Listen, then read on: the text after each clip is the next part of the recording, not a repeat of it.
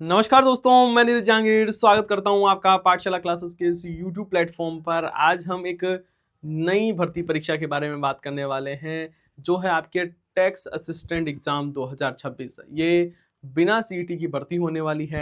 हम आज के सेशन में इसके बारे में बात करने वाले हैं कि इसमें कौन कौन अप्लाई कर सकता है, इसका सिलेबस क्या रहेगा, उसके साथ ही एग्जाम आपका कब होने वाला है, और भी तमाम जो पहलू है इससे संबंध में उसके बारे में हम डिटेल से डिस्कशन करने वाले हैं। तो सेशन को आपको लास्ट तक जरूर देखना है। यहाँ पर हम बात करें टैक्स असिस्टेंट के बारे में, तो एक न्यूज है वो निकल कर आई है कि जो टैक्स असिस्टेंट भर्ती है उसकी जो अभ्यर्थना है ये आरएसएसबी के पास में पहुंच चुकी है और लगभग 200 के आसपास में पद है वो होने की संभावना है कि लगभग 200 पद है उस पर ये वैकेंसी आने वाली है टैक्स असिस्टेंट की। और संभावित ऐसा है कि एग्जाम है वो आपके अप्रैल मई 2027 में होने वाला है। लंबे समय से अभ्यर्थी इसका इंतजार कर रहे थे और अपनी तैयारी इसी के अनुरूप है वो जारी आपको रखनी है, ऐसे ही आपको तैयारी है वो करनी है, इसमें ऐसा कहा गया। तो यहाँ पर कुल मिला के टैक्स असिस्टेंट की भर्ती है वो जल्द आपको देखने को मिलेगी, क्योंकि इसकी अभ्यर्थना है वो पहुंच चुकी है आरएसएसबी के पास में। जल्द आपको एग्जाम देखने को मिलेगा और ये संभावित है कि अप्रैल मई में इसका एग्जाम होने वाला है। लगभग 200 पदों पर ये भर्ती है वो आपको देखने को मिलने वाली है। अब बात आती है सर इसमें कौन कौन अप्लाई कर सकता है, उसके बारे में एक बार बता दूं तो ये पिछले साल का इसका नोटिफिकेशन, मतलब पिछली बार 2018 में ये भर्ती आई थी तब के ये नोटिफिकेशन है। और उसमें आप देखोगे कि यहाँ पर हम बात करें वेतनमान के बारे में तो एक बढ़िया सी पे मैट्रिक लेवल 8 की ये रहने वाली है, जिसमें आपका जो वेतनमान है वो 26,300 रुपए से लेकर 85,500 रुपए के बीच में आपका वेतन रहने वाला है। मतलब एक बढ़िया सा एक हैंडसम अमाउंट है वो आपको यहाँ पर देखने को मिलने वाला है। वहीं बात करें हम पात्रता और शैक्षणिक योग्यता के बारे में कि कौन कौन इसमें अप्लाई कर सकता है, उसके बारे में बात करें तो यहाँ पर आप देखोगे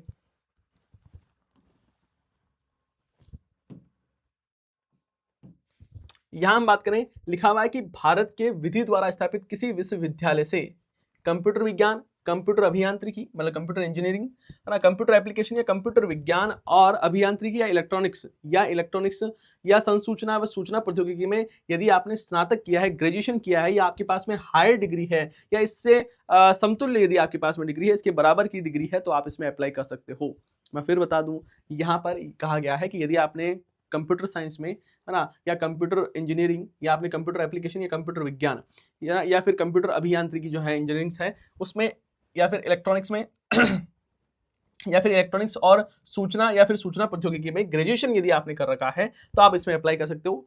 या फिर आपने राजस्थान सरकार द्वारा मान्यता प्राप्त किसी पॉलिटेक्निकल संस्था से कंप्यूटर एप्लीकेशन में यहाँ पर पोस्ट ग्रेजुएशन यदि आपने डिप्लोमा कर रखा है कंप्यूटर विज्ञान या फिर और कंप्यूटर अभियांत्रिकी मतलब इंजीनियरिंग में या कंप्यूटर एप्लीकेशन में सूचना प्रौद्योगिकी में 3 वर्षीय डिप्लोमा या उसके बराबर का यदि आपने कोई डिप्लोमा कर रखा है तो आप इसमें अप्लाई है वो कर सकते हो। या फिर भारत के विधि द्वारा स्थापित किसी विश्वविद्यालय से स्नातक मतलब ग्रेजुएशन के साथ में आपने भारत के विधि द्वारा स्थापित विश्वविद्यालय से या सरकार द्वारा मान्यता प्राप्त किसी संस्था से कंप्यूटर साइंस, कंप्यूटर एप्लीकेशन या सूचना प्रौद्योगिकी में कोई डिप्लोमा कर रखा है मतलब ग्रेजुएशन कर रखी है, उसके बाद में आपने यदि डिप्लोमा किया है तो भी आप इसमें अप्लाई कर सकते हो। या फिर ये भी आपके पास में नहीं है तो भारत के विधि द्वारा स्थापित किसी विश्वविद्यालय में ग्रेजुएशन के साथ में इलेक्ट्रॉनिक्स विभाग भारत सरकार के नियंत्रण में आने वाली जो राष्ट्रीय इलेक्ट्रॉनिक्स और सूचना प्रौद्योगिकी संस्थान है, मतलब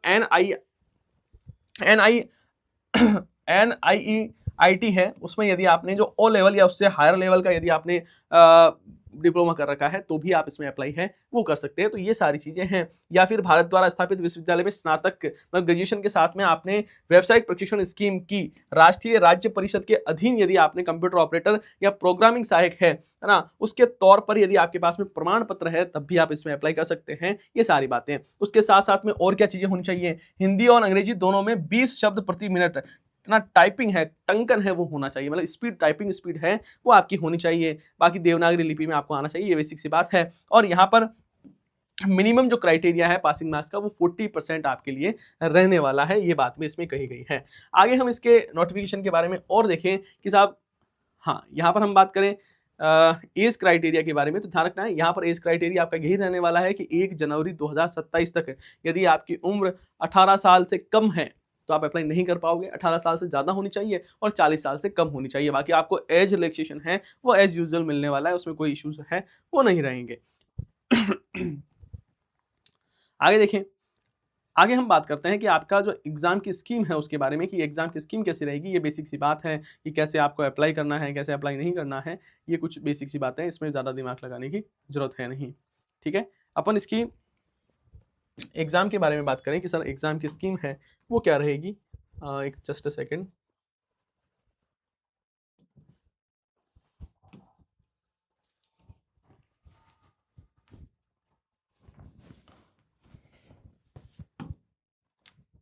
हाँ, इसके बारे में हम बात करें तो यहाँ पर देखो परीक्षा एग्जाम के बारे में, तो पार्ट 1 है वो आपका रिटर्न एग्जाम होगा 200 नंबर का, और जो पार्ट 2 है वो कंप्यूटर एफिशिएंसी टेस्ट होने वाला है, मतलब टाइपिंग टेस्ट होने वाला है, ये 100 नंबर का रहेगा। तो टोटल 300 नंबर का ये पेपर है वो आपके लिए देखने को मिलने वाला है ना। वहीं हम बात करें आगे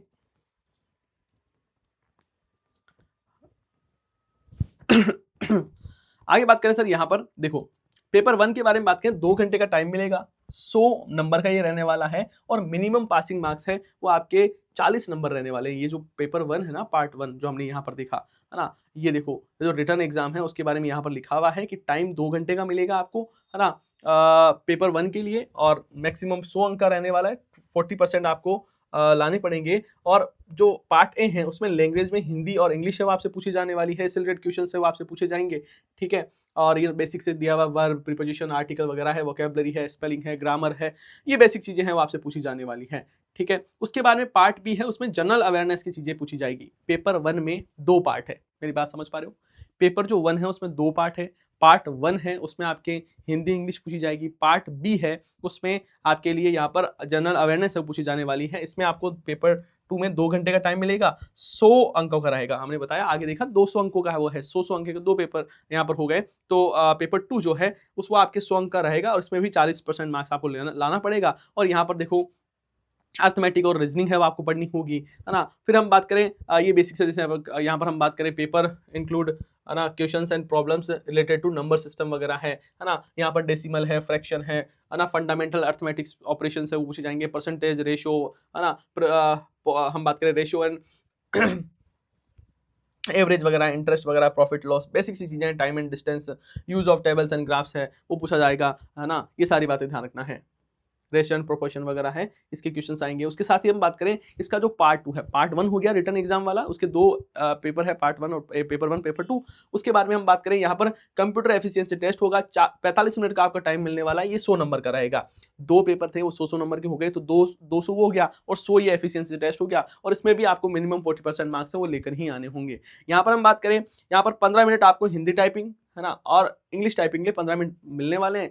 20 की स्पीड है वो आपकी होनी चाहिए, है ना, ये आपको ध्यान रखना होगा। तो ये इसका सिलेबस है वो रहा है। तो मैंने लगभग सारी चीजें हैं वो आपको बता दी हैं कि क्या क्या चीजें इसमें रहने वाली है। कुल मिला के आप कौन कौन अप्लाई कर सकता है ये बता दिया है, सिलेबस इसके बारे में बता दिया है मैंने, एग्जाम आपको बता दिया है, तो लगभग सारी जानकारी मैंने बता दी है। अब हम यहाँ पर बात करें आपके लिए 2 सितंबर से सेमिनार है वो भी रखा गया। यदि आप राजस्थान में किसी भी एग्जाम की तैयारी कर रहे हो तो ये आपके लिए गोल्डन अपॉर्चुनिटी है।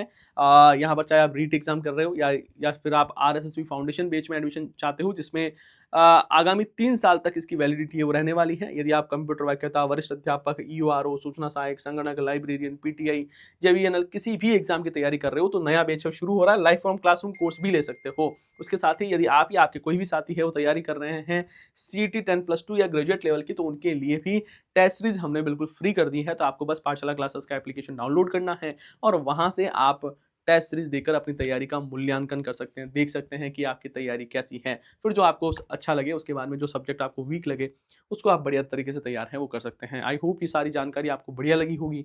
यदि ये जानकारी अच्छी लगी है तो इसको लाइक करना है वीडियो को, और आपके सभी साथियों के साथ में सेशन को शेयर जरूर करना है। आप सभी का बहुत बहुत धन्यवाद। हम मिलते हैं नेक्स्ट सेशन में। जय हिंद, जय भारत।